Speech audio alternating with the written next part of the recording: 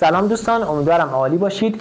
ویدیو امروز رو خودم خیلی دوست دارم چون گاهی وقتا نیاز داشتم که افزونه‌ها و قالب‌هایی رو تست کنم و حالا تا بیام یک سایت وردپرسی از صفر بیارم بالا، حالا چه به صورت لوکال هست و یا به صورت آنلاین، هم زمان بر بود و همین که اگه می‌خواستم به صورت آنلاین بیارم بالا و حالا نمونه کارهایی رو به کارفرما نشون بدم، همیشه باید یک هزینه‌ای رو متحمل می‌شدم و خب از لحاظ زمانی و مالی برای من هزینه داشت. حالا توی این ویدیو قرار چیکار کنیم؟ قرار با هم سایت هایی رو یاد بگیریم و باهاشون کار کنیم که بهمون امکان ساخت سایت های وردپرسی به صورت آنلاین و کاملا رایگان رو میده و شما دیگه نیازی نیست برای این نوع کارها مثل تست افزونه ها، تست حالا پوسته هاتون و یا اینکه یه سری موارد رو به کارفرما و مشتریتون نشون بدید هزینه کنید. خیلی راحت میتونید از این سایت ها استفاده کنید. فقط قبل اینکه بریم سراغ آموزش لطفاً کانال رو دنبال کنید و برای چند تا از دوستاتون هم بفرستید که اونا هم یاد بگیرن.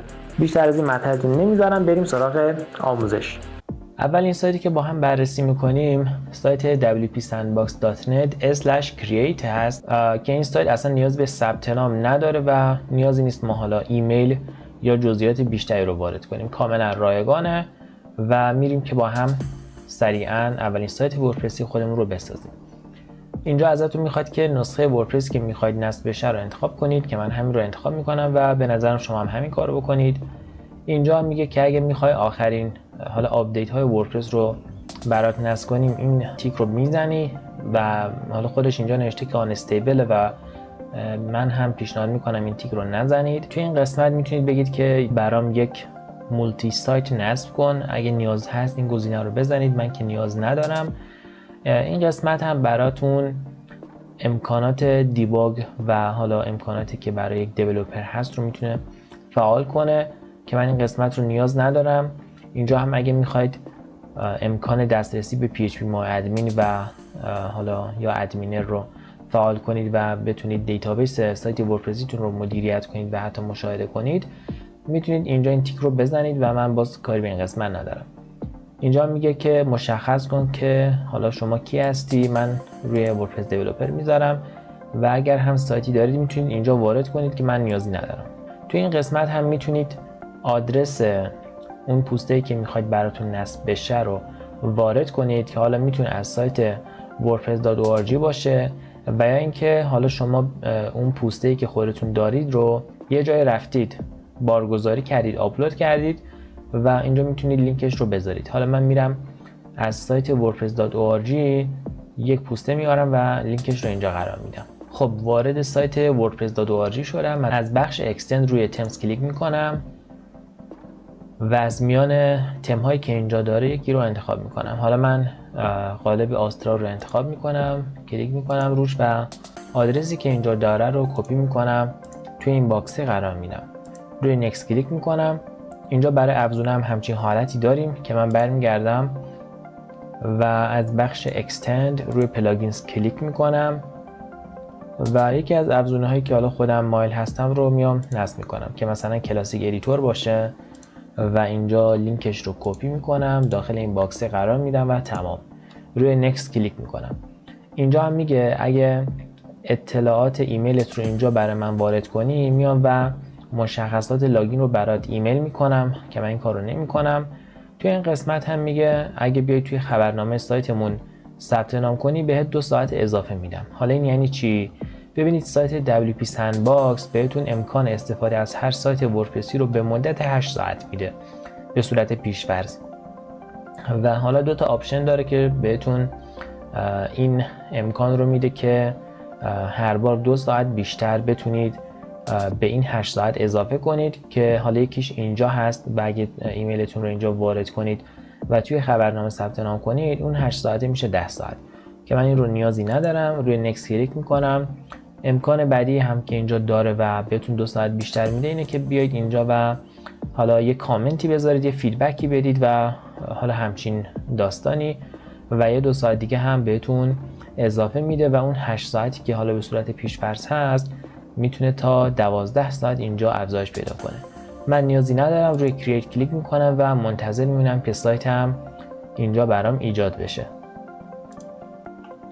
خب سایت وردپرسی من ایجاد شد و این هم مشخصات لاگینشه من میام و روی این آدرس کلیک میکنم تا پیشخوان وردپرس رو برای من بالا بیاره. خب این پیشخوان سایت وردپرسی منه که نصب شده. اینجا مدت زمانی که الان برای استفاده از این سایت من دارم رو نشون میده که 8 ساعته، حالا یه دقیقهش گذشته. یکی از ویژگی هایی که این WP Sandbox داره اینه که شما میتونید سایتتون رو به زبان فارسی هم حتی بالا بیارید و اون حالت رو هم داشته باشید که من روی تنظیمات کلیک میکنم و اینجا روی زبان فارسی کلیک میکنم. حالا اینو پیدا کنم، آره روی فارسی کلیک میکنم و ذخیره میکنم تا این سایت وردپرسی من به زبان فارسی باشه. خب این هم از زبان فارسی سایت هم. اگه یادتون باشه بهش گفتیم که برای من قالب آسترا و افزونه کلاسیک ادیتور رو نصب کن. قالب آسترا رو که اینجا میبینیم نصب کرده، برامون فعال کرده و این یکی از ویژگی‌های جذاب WP Sandboxه که ما توی همون اول کار این مورد رو براش تعریف کردیم و این رو برامون انجام داد. توی افزونه ها هم بریم ببینیم که کلاسیک ادیتور نصب شده. بله اینجا نصب شده، برای ما فعاله. در ادامه ویژگی خیلی جالب دیگه ای هم که این سایت داره اینه که شما میتونید حتی افزونه های خودتون هم که حالا پولی هستند از این قسمت بارگذاری کنید و نصبشون کنید و این هم ویژگی هست که کاملا دست ما رو باز میذاره و میتونیم افزونه های خودمون رو اینجا بارگذاری کنیم. اگر هم دقت کنید اینجا یک گزینه اضافه شده به اسم WP Sandbox که حالا یک سری موارد مربوط به همین سایت WP Sandbox و این سایت وردپرسی که برای ما اینجا ساخته. حالا اینجا کانتکت آسشونه و سایر منوها که حالا دیباگینگ اینجا هست و اطلاعاتی اگر از دیباگ نیاز باشه رو اینجا به همون میده که من حالا کاری به این قسمت ندارم. نکته دیگه در رابطه با این WP Sandbox نمیبینم و میریم که سایت بعدی رو با هم بررسی کنیم. خب سایت بعدی که اینجا با هم بررسی میکنیم این سایت هست که آدرسش میشه 3تا0webhost.com. وقتی که وارد این سایت میشید اینجا نوشته فری وب هاستینگ و من اگه روی این دکمه کلیک کنم یه اسکرول میکنه این قسمت و پلن های مختلفی که به من میده رو اینجا نشون داده که من حالا همین بخشی که فری هست و رایگان هست رو انتخاب میکنم که اینجا نوشته برای 1 سال من میتونم از این سایت استفاده کنم و این هم امکاناتیه که به من میده و کاملا هم طبیعیه، به هر حال رایگانه و ما میتونیم حداقل نیازهایی که هست رو باهاش جلو ببریم. فقط یه نکته که اینجا خیلی مهمه و بایستی به اون دقت کنید اینه که نمیتونید از ایمیل های فیک استفاده کنید و حتما بایستی از یک ایمیل معتبر استفاده کنید که اینجا من با اکانت جیمیلم لاگین میکنم از این قسمت. حالا اینجا اون اکانتی که میخوام رو انتخاب میکنم، روی کانتینیو کلیک میکنم. حالا اینجا لود میشه و وارد پنل کاربری من توی این سایت وب هاست میشه.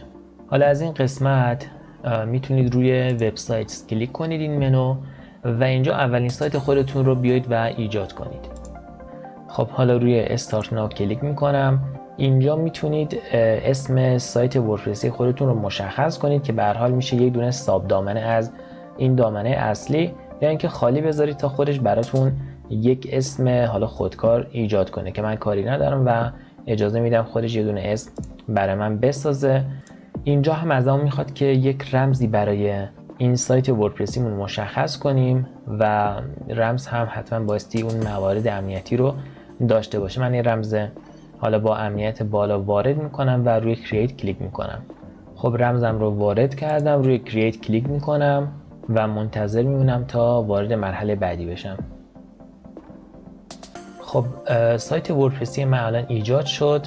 خب سایت من ایجاد شد. حالا کاری که بایستی انجام بدم اینه که روی این گزینه کلیک کنم تا برای من وردپرس رو هم نصب کنه. روی این گزینه کلیک میکنم، میگه زبان اون سایت وردپرسی که میخوای نصب بشه چی باشه. من میخوام همون زبان فارسی باشه.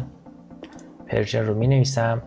اینجا ایمیل مدیر سایت رو بایستی وارد کنید که من بهتون پیشنهاد میکنم همون ایمیل خودتون باشه.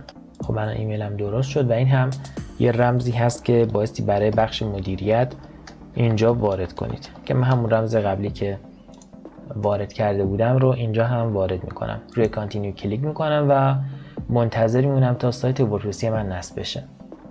خب سایت وردپرسی ما هم ایجاد شد. فقط اینجا این نکته رو بگم، بعضی وقتا یعنی شما که دارید توی این سایت حالا webhost.com اقدام به نصب وردپرس میکنید مثل مرحله قبلی، ممکنه یکی دو بار بهتون خطا بده و اگه همچین اتفاقی افتاد دوباره ایمیل و رمز رو بزنید و روی کانتینیو کلیک کنید تا مرحله دوباره جلو بره. خب الان من میام و روی این گزینه کلیک میکنم تا وارد داشبورد سایت وردپرسیم بشم. اینجا همون پنل مدیریت سایت وردپرسی من توی سایت webhost.com و من اینجا میتونم حالا بر اساس دسترسی هایی که توی پلنی که تهیه کردم به من داده یه سری کارها بکنم که پلن ما چون رایگان هست این بخشایی که حالا با این علامت مشخص شده رو ما دسترسی نداریم، ولی خب مثلا اگر میخواید که سایت وردپرسیتون رو از اول دوباره نصب کنید میتونید این گزینه رو بزنید، این رو دسترسی دارید و حالا این گزینه هم هست که باز غیر فعال و خیلی دسترسی خاصی نداریم. برای مدیریت سایت وردپرسی خودتون هم روی این گزینه کلیک میکنید و وارد پیشخوان سایت وردپرسیمون میشیم. سایت وردپرسی ما الان آماده شد و این پیشخوان سایت وردپرسی ما، اگه دقت کرده باشیم ما بهش گفتیم که وردپرس رو به زبان فارسی برای ما نصب کن، اما ظاهرا حالا این مورد رو به درستی انجام نداده. وارد بخش تنظیمات میشیم و خودمون این مورد رو اینجا براش تعریف میکنیم. من اسکرول میکنم و فارسی رو انتخاب میکنم، ذخیره رو میزنم. این هم از این مورد. اگه دقت کرده باشید خودش اومده و یه سری افزونه ها رو هم اینجا نصب کرده مثل All-in-One WP Migration، مثل WP Forms و حالا توی بخش افزونه ها رو هم یه نگاه بندازیم و حالا اکیسمت که هست کاری نداریم، این افزونه هم اینجا نصب کرده که اگه سایت رو در دست ساخت دارید میتونید فعالش کنید و گزینه دیگه رو من نمیبینم که فعال کرده باشه. بریم ببینیم که پوسته‌ای که خودش نصب کرده چی هست. قالب شیپلی هست که من خودم استفاده نکردم تا حالا. میتونیم اینجا خودمون بیایم و یک پوسته از مخزن وردپرس براش نصب کنیم. حالا این بار میام و هلو المنتور رو نصب میکنم. حالا قبل اینکه هلو المنتور نصب بشه من بیام و ببینم شکل و شمایل سایت به چه صورته و این قالبی که خودش گذاشته آیا برای ما مناسب هست یا نه، که به نظرم قالب حالا مرتب و تر و تمیزی هست و میتونید حتی از این هم استفاده کنید. ولی خب اگر احیانا نیاز دارید که از حالا قالب دیگه استفاده کنید مثل هلو المنتور، مثل آسترا یا حالا هر پوسته دیگه، میتونید از اینجا این کار رو انجام بدید. خب الان برای من فعال شد. من سایتم رو رفرش میکنم و از الان با هلو المنتور میتونم سایت خودم رو ویرایش کنم. این سایت هم به همون امکان افزودن افزونه های پولی رو میده و میتونید از این قسمت انتخاب کنید و اونها رو نصب کنید. برای پوسته هم همچین حالتی داریم و کاملا دست ما باز هست. مزیتی هم که داره اینه که این سایت رو ما تا 1 سال داریم و شما میتونید برای خیلی از پروژهاتون ازش استفاده کنید و نیازی نیست اصلا هزینه‌ای هم بابت این مورد بدید. در رابطه با این سایت نکته دیگه رو نمیبینم و میریم که سایت سوم رو هم با هم بررسی کنیم. خب سومین سایتی که اینجا با هم یادش میگیریم سایت qsandbox.com/app هست که صفحه اصلی اون رو داریم میبینیم. برای شروع روی ساین اپ کلیک میکنیم. اینجا ایمیل خودتون، رمزتون و حالا شماره موبایل هم کافیه به اضافه 1 2 3 4 5 6 7 8 9 رو بزنید. این تیک رو قبول کنید و روی ساین اپ کلیک میکنید تا حساب کاربری توی سایت qsandbox.com براتون ایجاد بشه. خب من روی ساین اپ کلیک میکنم و اینجا داشبورد من در سایت qsandbox هست. خب برای اینکه سایت وردپرسی خودمون رو اضافه کنیم اینجا روی اد کلیک میکنیم. اینجا ساب دامنه‌ای هست که خودش بهمون پیشنهاد داده، یعنی آدرس سایت ما توی qsandbox.com به این شکل میشه. حالا شما خودتون میتونید امتحان کنید ببینید که آیا دامنه‌ای که شما میخواهید آزاد هست یا نه و اگر هم براتون مهم نیست مثل من این رو به همین شکل بذارید بمونه و بریم مرحله بعد. اینجا 4 تا امکان فوق‌العاده از سایت qsandbox.com هست که متاسفانه چون پلن ما رایگان هست فقط میتونیم اولی رو انتخاب کنیم و وردپرس رو به صورت خام برای ما نصب میکنه و میتونیم از اون استفاده کنیم. اما اگر حالا پلن های دیگر رو داشتیم میتونستیم از این گزینه ها استفاده کنیم و حتی یک سایت فروشگاهی به همراه نمونه برای ما اینجا ایجاد کنه و کار رو جلو ببریم. ولی خب همچین پلنی ما نداریم و روی اد سایت کلیک میکنم.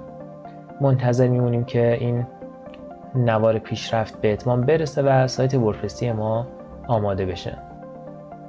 خب خیلی سریع سایت وردپرسی رو برای ما آماده کرد. اینجا نوشته که این سایت ما حالا حدود 1 ماه تاریخ انقضا داره و بعد 32 روز احتمالاً ما دیگه بهش دسترسی نداریم. برای اینکه حالا وارد بخش مدیریت بشیم روی این گزینه کلیک میکنیم.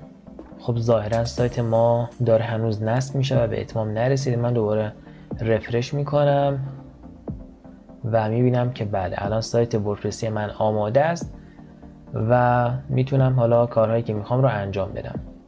خب بریم و از بخش تنظیمات اول زبان سایت رو به فارسی تغییر بدیم. خب اینجا میام و فارسی رو انتخاب میکنم و روی ذخیره کلیک میکنم. این هم از سایت وردپرسی من به زبان فارسی. از بخش افزونه ها شما اگه بخواید اینجا افزونه ای رو نصب کنید میاد از بخش افزونه ها و افزودن استفاده میکنید. اما یک موردی که اینجا داره اینه که شما نمیتونید از بخش بارگذاری افزونه استفاده کنید و حتما بایستی پلن های بالاتر رو تهیه کنید که ما این کار رو انجام ندادیم و لذا نمیتونیم از این امکان استفاده کنیم. پس این سایت qsandbox.com شما رو فقط محدود میکنه که از افزونه ها و قالب هایی که داخل مخزن وردپرس هستن استفاده کنید. مثلا من میام اینجا و افزونه گوتنبرگ رو نصب میکنم. تنها نکته مهمی که این سایت داشت رو بهتون گفتم که نمیتونید از افزونه ها و قالب های خودتون استفاده کنید و اونها رو آپلود کنید و کاملا محدود هستید که هر چیزی که داخل مخزن وردپرس قرار داره رو باهاش کار کنید، مگر اینکه حالا پلن های پولی رو تهیه کنید و از اون استفاده کنید. اگه دقت کنید مثل سایت WP Sandbox، این Q Sandbox هم اینجا برامون دقیقاً اون آپشن ها رو آورده و میتونید اگر نیاز شد از اونها هم استفاده کنید. به این صورت این هم از معرفی هر سه تا سایتی که میتونیم باشون به صورت کاملا رایگان سایت وردپرسی خودمون رو بالا بیاریم. خب دوستان، امیدوارم که این آموزش براتون مفید باشه. لطفاً اگه این آموزش رو دوست داشتید عضو کانالم بشید و ویدیو رو برای چند تا از دوستاتون هم بفرستید که از منم حمایت بشه. فقط در انتهای نکته رو بگم، اونم اینه که سعی کنید برای پروژه هایی که حالا تست هستن از این سایت ها استفاده کنید و هیچ وقت کل پروژهتون رو روی این سایت ها ران نکنید و به نظرم این احتیاط لازمه. به هر حال این سایت ها رایگان هستن و محدودیت هایی دارند و بهتره صرفا برای حالا تست افزونه هایی که میخواید، تست قالب هایی که نیاز دارید از این سایت ها استفاده کنید. مرسی که تا اینجا همراه من بودید. توی ویدیوهای بعدی میبینمتون.